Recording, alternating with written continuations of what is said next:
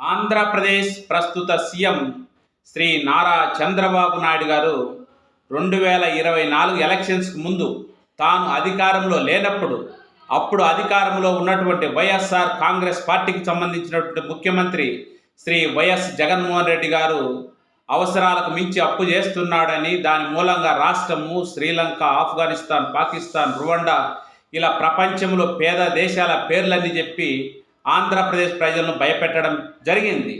అంతటి తాగలే, మేము గిన అధికారంలోకి వస్తే, మాకు గిన అధికారం ఇస్తే, నాకు అనుభవం ఉంది, నేను విజనరీ 40 సంవత్సరాల ఎక్స్పీరియన్స్ ఉన్నటువంటి వ్యక్తిని, నేను సంపదను సృష్టించడమే కాదు, ఆ సృష్టించిన సంపదను నేను ఏవైతే హామీలు ఇస్తానో ఆ హామీలు నెరవేర్చడానికి ఉపయోగిస్తానని చాలా చాలా గొప్ప మాటలు, ఒక ఆర్థికవేత్తను మించి, అంచనాలను మించి హామీలు ఇవ్వడం, దానిని ప్రజలు నమ్మడం, అధికారంలోకి రావడం జరిగింది.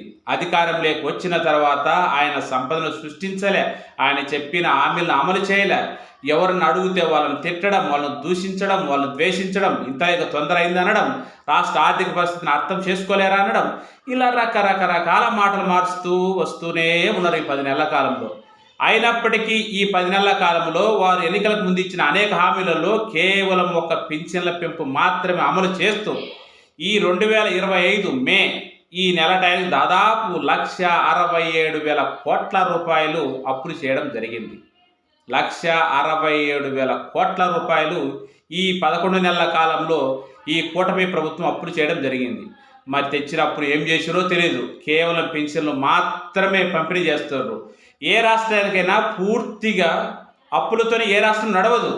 రాష్ట్రానికి అంతో ఇంత రాష్ట్ర ఆదాయం వస్తుంది, కేంద్రం నుంచి పన్నుల రూపంలో వివిధ పన్నులు మనకు రావాల్సిన వాటా వస్తుంది, ఇంకా కొన్ని తప్పని పరిస్థితులు కొన్ని అప్పులు తెచ్చుకోవాలి. అది ఏ రాష్ట్రానికైనా ఏ దేశానికైనా సహజంగా పరిపాలన ఉన్నటువంటి ఒక ఆర్థిక అంశం, దాన్ని ఎవరు కాదనట్లేదు. కానీ ఎన్నికలకు ముందు మీరు చెప్పింది ఏంది, ఎన్నికల తర్వాత మీరు చేస్తున్నది ఏంది? సరే, ఇట్లా అప్పులు చేసుకుంటా వస్తున్నారు. చివరికి అప్పులు పుట్టక ఏం చేయాలో దిక్కు తెలియక, ఒక రకంగా చెప్పాలంటే ప్రభుత్వం ఆధ్వర్యంలో ఉన్నటువంటి వివిధ ఆస్తులను వివిధ కార్పొరేషన్లు తనఖా పెట్టి అప్పులు తెస్తున్నారు.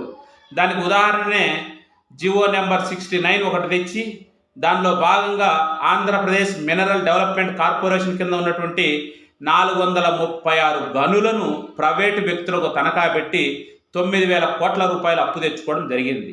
సరే, ఒక్కోపారి తప్పని పరిస్థితుల్లో ఇలాంటి అప్పులు తెచ్చుకున్నా, అయితే ఈ అప్పుడు ప్రభుత్వం ఎలా చేస్తుంది? ఒక ఆశ్చర్యకరమైన రీతిలో వాళ్ళకి సడలింపు ఇవ్వడం జరిగింది.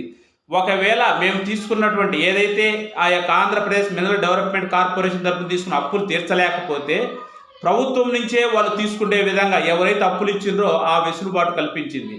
బహుశా ఇది ప్రపంచ ఆర్థిక వ్యవస్థలో లేదా పరిపాలనలో ఏ ప్రభుత్వంలో అయినా మొట్టమొదటిసారిగా ఇలాంటి ఒక విచిత్రమైనటువంటి అప్పు అనేది ఉండొచ్చునేమో. సరే, ఎక్కడైనా ఉంటే మనకైతే తెలియదు, మన భారతదేశం వరకు అయితే లేదు. సరే, ఇంత చేసినప్పుడు తమ బాధ్యతగా ఎందుకు ఇలాంటి పని చేయాల్సింది వస్తుంది?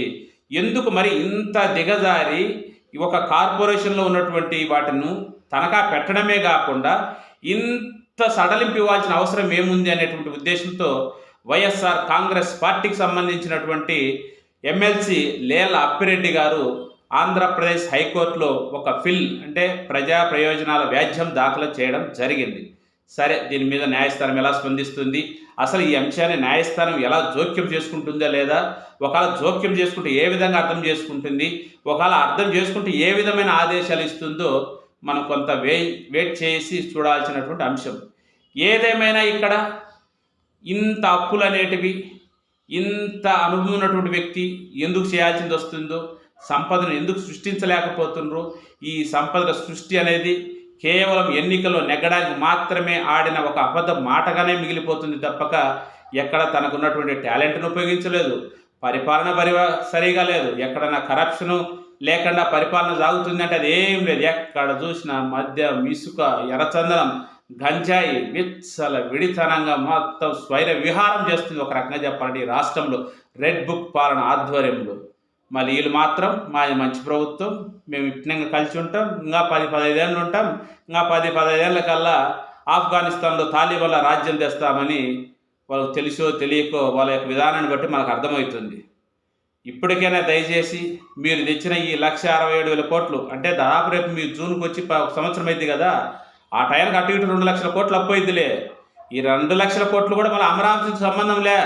అమరావతి అది పెద్ద లెక్క, ఆ అప్పులు వేరు మళ్ళా, అది మన సంబంధం లేదులేండి. ఎందుకంటే అమరావతి అనేటువంటి అంశం అది వాళ్ళకు సొంత వ్యక్తిగతం. ఎవరికి? ఆ తెలుగుదేశంలో కూటమి ప్రభుత్వానికి సంబంధించిన ఒక ప్రైవేటు, ఒక రకంగా చెప్పాలంటే రాజధానికి చెప్పుకోవచ్చు. ఎందుకంటే వాళ్ళ వాలకం, వాళ్ళ విధానం చూస్తుంటే, వాళ్ళు మాట్లాడే విధానం, అమరావతి పట్ల వాళ్ళు అనుసరిస్తున్న వ్యూహాలు, పద్ధతి చూస్తే వాళ్ళ వ్యక్తిగత వ్యవహారం, వాళ్ళకు సంబంధించిన కొందరికి మాత్రమే అది వాళ్ళ సొంత ఆస్తి అయినట్టు, లేదు వాళ్ళకు సంబంధించినటువంటి వాళ్ళకు అది ఒక రాజధాని అయినట్టు వాళ్ళు ఫీల్ అవుతున్నారు. సరే, దాని అంశం మళ్ళీ పక్కన పెట్టి మాట్లాడదాం రండి. చూడాలి, జనాలు బాగా గమనించాలి, అర్థం చేసుకోవాలి.